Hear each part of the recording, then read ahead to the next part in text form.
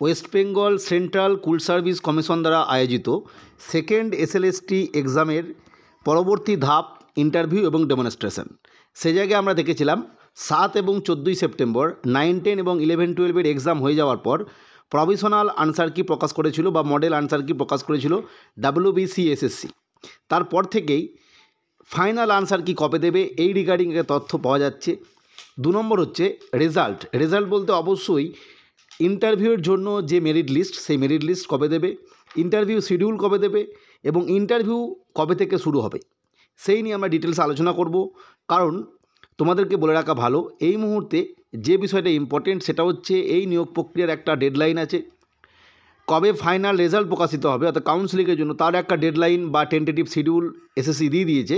এবং বর্তমান সময়ে কিন্তু দুর্গাপূজা হয়ে যাওয়ার পর নতুন করে একটা ফেস্টিভ সেশন শুরু হচ্ছে, সেই জায়গায় অফিস ছুটি থাকছে। এই সমস্ত তথ্যের উপর ভিত্তি করে এই বিষয়গুলো কবে আসতে চলেছে সেটা আমরা আলোচনা করব।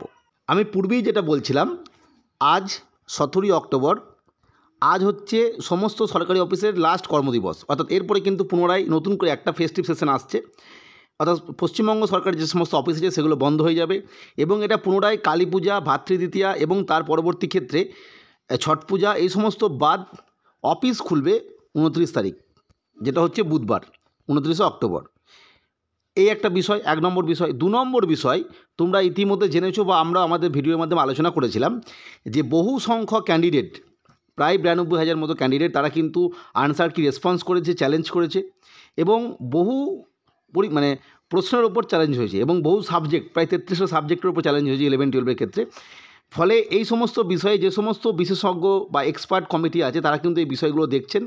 কারণ একটা কোশ্চেনের আনসার চ্যালেঞ্জ হওয়া মানে তাদেরকেও কিন্তু ভাবতে হবে যে উত্তরটা সঠিক কোনটা, যেটা তারা দিয়েছে না নতুন করে যে চ্যালেঞ্জ হয়ে যাওয়ার পরে সেটা এসছে। ফলে এই সমস্ত বিষয় তৈরি হতে আরও সময় লাগবে এবং যেহেতু পূর্বেই বললাম 29 তারিখ অবধি এই যে অফিসগুলো ছুটি থাকছে, ফলে তোমরা ইতিমধ্যে জেনে গেছো বা অনেকে জানো যে এই যে বিশেষজ্ঞ কমিটি তারা যখন কোশ্চেন আনসার রেডি করবে, রেডি হওয়ার পর সেটা যখন পুনরায় এসএসসির কাছে আসবে, সেটা কিন্তু এসএসসির যে কনফিডেন্সিয়াল সেকশন রয়েছে, মানে এক্সাম কনফিডেন্সিয়াল সেকশন, প্রতিটি অ্যাপয়েন্টিং অথরিটি থাকে, তারা সেগুলো রেডি করবে। করার পর কনসার্ন যারা সেক্রেটারি লেভেলের স্যার বা ম্যাডামরা রয়েছেন তারা সেগুলো বিবেচনা করবেন, তাদের সেগুলো সই ব্যাপার থাকে, এই সমস্ত বিষয়ের মাধ্যমে তবে এটা ফাইনালাইজ হয়। ফলে যেহেতু অফিস ছুটি থাকছে, 100% নিশ্চিত ফাইনাল আনসার কি কিন্তু আর আসছে না। এই ফাইনাল আনসার কি আসবে একেবারে এই মাসের শেষের দিকে, তোমরা ধরে রাখতে পারো একদম যেটা লাস্ট উইক, অর্থাৎ 29, 30, 31, যেটা আমি অনেক আগে বলেছিলাম, সেই সময়ের মধ্যে অর্থাৎ 30, 31 তারিখের মধ্যে আসতে পারে।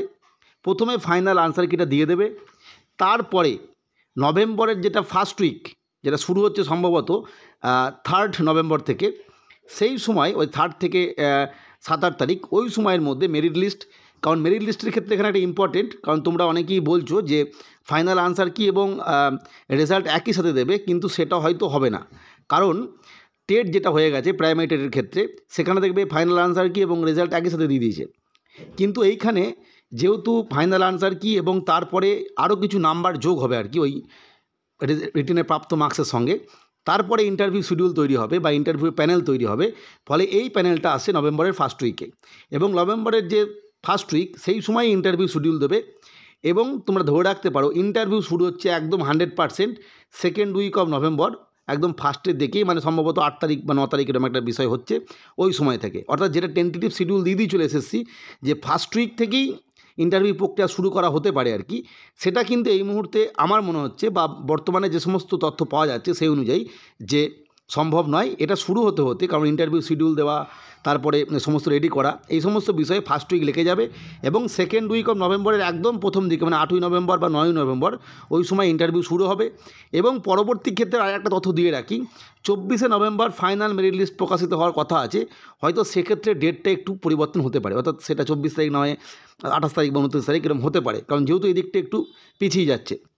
যাই হোক, আজকে পুরো বিষয়টা আলোচনা করলাম। পরবর্তী আপডেটের জন্য চ্যানেলটিকে সাবস্ক্রাইব করে রেখো। ভিডিওটি দেখার জন্য প্রত্যেককে অসংখ্য ধন্যবাদ।